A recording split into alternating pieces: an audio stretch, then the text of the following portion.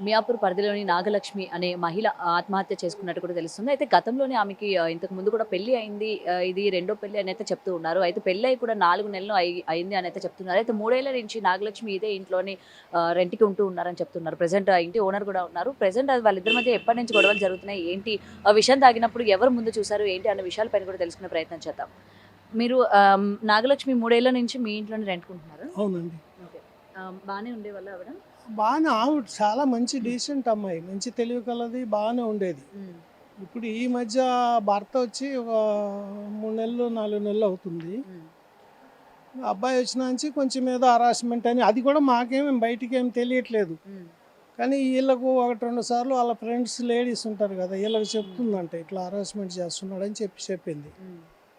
చెప్తే అంటే అంత అవ్వదులేని మా మెసేజ్ కూడా మెడిటేషన్ చేస్తాం మేము. ఓకే. ధ్యానం చేస్తాం. హ్మ్. అమ్మాయి ఒకవేళ అలాంటి ప్రాబ్లం నీకేమన్నా ఉంటే వచ్చి మా దగ్గర కూకో కొద్దిసేపు మెడిటేషన్ చేసుకో. నీకు ఒక పాప ఉంది. హ్మ్. ఆ పాప లైఫ్ కూడా చూసుకో. ఇవన్నీ టెన్షన్లు నార్మల్ వస్తుంటాయి పోతుంటాయి. మంచి శాలరీ ఉంది కదా నీకు. హ్మ్. అవసరం లేదు భయపడొద్దు అని చెప్తున్నది ధైర్యం. హ్మ్. కానీ మేము ఇంక పట్టించుకోలే. 10, 15 రోజులు అయింది ఇది జరిగి. హుహుహు. ఇంకా తర్వాత బాగానే ఎప్పుడు ఉన్నాం. భార్యాభర్తలు కొట్టుకోవడం గాని అలాంటి అలాంటిది చూసారా? ఏం లేదు. మనమైతే మేము చూడలేదమ్మా. వాళ్ళు పైన నార్మల్‌గా ఉంటారు. వినడం మేము గాని. బయట ఇంట్లో ఉంటాం. హ్మ్. హ్మ్. యాక్చువల్లీ నేను పేషెంట్‌ను. హ్మ్. Heart patient. నేను బయటికి ఎక్కువ రాను. అస్సలు బయటికి రాను. హ్మ్. ఇంట్లోనే ఉంటా. ధ్యానం చేసుకుంటూ ఉంటాను. హ్మ్. సో, ఆ రోజు మొన్న 11వ తారీఖు మధ్యాహ్నం ఇది తాగింది ఈ అమ్మాయి. హ్మ్. పైసలు తాగి పక్కింటి అమ్మాయికి చెప్పిందంట. తాగిన తర్వాత. తాగిన తర్వాత అమ్మాయికి చెప్పి, "ఆంటీ నేను తాగాను. మందు తాగాను. మా పాపని తీసుకురా స్కూల్‌కెళ్ళి" అన్నదంట. హ్మ్. ఇంక ఆ పాపని తీసుకురా అనేటప్పటికి ఆమె భయపడి వచ్చి మాకు చెప్పేది. హ్మ్. ఇట్లా ఆంటీ లక్ష్మి తాగింది, మందు తాగింది. హ్మ్. ఇంక మేము ఎమ్మడే వెళ్ళి అమ్మాయిని హాస్పిటల్‌కి తీసుకెళ్ళి మా మిసెస్, మా అబ్బాయి, మా తమ్ముడు కొడుకు హ్మ్. హ్మ్. అడ్మిట్ చేశాం. ఓకే. అడ్మిట్ చేసి నిన్నటి వరకు బాగానే ఉన్నది సుమారుగా. నిన్న సాయంత్రం చనిపోయింది. చనిపోయింది. ఓకే.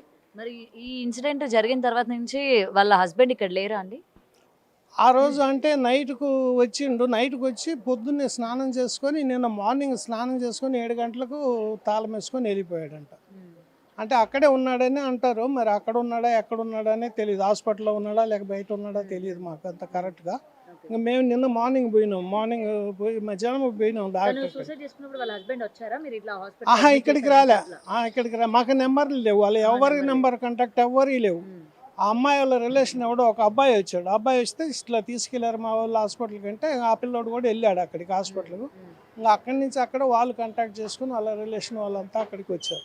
ఆ ఓకే. తర్వాత ఏం జరిగింది ఇంక అది వాళ్ళకి తెలియాలి. మియాపూర్ పరిధిలోని నాగలక్ష్మి ఆత్మహత్య చేసుకోవడం కూడా జరిగింది. అయితే దీనికి సంబంధించి వేధింపులు, అలాగే వరకట్న వేధింపులు కారణమని అయితే చెప్తూ ఉన్నారు. అయితే ఇప్పటికి దీనికి సంబంధించి పోలీసులు కూడా ఇన్వెస్టిగేషన్ స్టార్ట్ చేశారు. ప్రెజెంట్ వాళ్ళ ఇంటి దగ్గరే ఉన్నాము. ఏసీపీ గారు మనతో పాటు ఉన్నారు. ఆయనతో మాట్లాడదాం.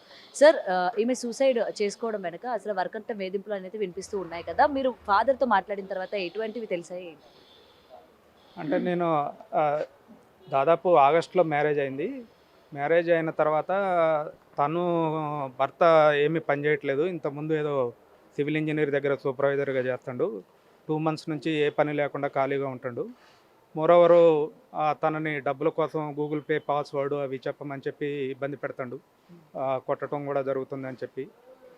నెక్స్ట్ డౌరీ టైంలో ఇచ్చిన 1½ ఎకర్ రిజిస్ట్రేషన్ తన పేరు మీద చేస్తే నేను దాన్ని అమ్ముకొని బిజినెస్ చేస్తా అనే ఉద్దేశంతోటి ఆమెను హరాస్ చేస్తుండు. ఆ హరాస్మెంట్ తట్టుకోలేకనే నా కూతురు చనిపోయిందని చెప్పి వాళ్ళు చెప్తున్నారు. ఓకే. అంటే దీనికి సంబంధించి అంటే ఆమె సూసైడ్ చేసుకునే ముందు వాళ్ళ పేరెంట్స్‌కి ఏమైనా కాల్ చేయడం గాని అలాంటివి ఏమైనా చేశారని చెప్పారా వాళ్ళ ఫాదరు? వాళ్ళు ఏమి ఇంకా ఇన్ఫార్మ్ చేయలేదండి. హ్మ్. ఇంకా వెరిఫై చేస్తున్నాం అవి. మామూలుగా టెక్నికల్‌గా గానీ, ఇంకా ఏముంది ఎవిడెన్స్ అనేది అన్నీ మేము ప్రొక్యూర్ చేసుకుంటాం. ఓకే. సో, అబ్బాయికి సంబంధించిన పేరెంట్స్‌ని గాని ఏమైనా ఇన్వెస్టిగేషన్ చేసారా ఈ గ్యాప్‌లో? ఇంకా ఏం చేయలేదు. హుహు. ఇంకేం సో, ఓకే. లోపల ఏమైనా సూసైడ్ లెటర్స్ కానీ అట్లాంటివి ఏమైనా దొరికాయా సార్? మీరు పొద్దున్నుంచి కూడా చేస్తూ ఉన్నారు కదా సూసైడ్ ఇన్వెస్టిగేషన్. లెటర్ అయితే ఏం లేదండి. ఆ పక్క ఇంటిన రేఖా చౌదరి అని ఉంటది. ఆ రేఖా చౌదరి పేరు మీద ఒక ఈ పాయిజన్ పెస్టిసైడ్ పాయిజన్ ఒకటి తెప్పించుకున్నట్టు హ్మ్. మనకి ఎవిడెన్స్ దొరికింది. 1 వీక్ బ్యాక్ అది డెలివరీ అయింది. ఓకే. దాన్నే తాగింది అని చెప్పి చెప్తున్నారు. ఓకే. ఈ విషయం ఆమెకి తెలుసా సార్? ఆ రేఖా చౌదరి ఎవరైతే ఉన్నారో ఆమె పేరు మీద మీ ఆర్డర్ పెట్టుకుందన్న విషయం తెలుసా ఆవిడకి? అంటే ఆమె పేరు మీద ఆర్డర్ పెట్టుకున్నది తెలుసు. కాకపోతే అది పాయిజన్ అని తెలవదు. వాళ్ళ మదర్ కోసం ఏదో మెడిసిన్ అని చెప్పి తను చెప్పిందని చెప్పి రేఖా చౌదరి చెప్తున్నారు. ఓకే. So, okay. ప్రెజెంట్ భర్తని అదుపులోకి తీసుకున్నారా సార్? తీసుకుంటామండి. ఇన్ఫర్మేషన్ పెట్టిన going to be arrest. Yeah! Right. Right. అయితే ఓనర్ మాటల్లో కూడా మనం విన్నాం కదా, నాగలక్ష్మికి గతంలో పెళ్లి అయింది. దాని తర్వాత ఆ యొక్క భర్త ఎవరైతే యూఎస్లో ఉండేవారు అని కూడా చెప్తూ ఉన్నారు. భార్యని ఎప్పటికీ కూడా తీసుకుపోకపోవడం ఇక్కడ ప్రధాన కారణం అనమాట. వెంటనే తల్లిదండ్రులు అంటే ఆమెకి ఇంతకు ముందు పెళ్లి అయ్యి 3 ఏళ్ళు అవుతుంది అని అయితే చెప్తున్నారు. ఇప్పుడు ఆమెకి కూతురు కూడా ఉంది. కూతురు కూడా ఉన్న ఇద్దరు కూడా కలిసి ఇదే ఇంట్లో ఉంటూ ఉన్నవారని చెప్తున్నారు. అయితే పేరెంట్స్ తన భర్తకి దూరంగా ఉంటున్నారు అని చెప్పి కూడా రెండో వివాహం చేసినట్టు కూడా తెలుస్తుంది. అయితే దానికి సంబంధించి ఎకరన్నర భూమి అలాగే కట్నం కూడా ఇచ్చి పెళ్లి చేసినట్టు కూడా ఇక్కడ వాళ్ళ యొక్క ఫాదర్ కూడా చెప్తున్న పరిస్థితి అనమాట. అయితే కూతురు అలాగే నాగలక్ష్మి ఇంట్లో ఉంటూ ఉన్నారు. పెళ్లి అయిన తర్వాత భర్తతో ఇక్కడ కలిసి ఉండేవాళ్ళని చెప్తూ ఉన్నారు.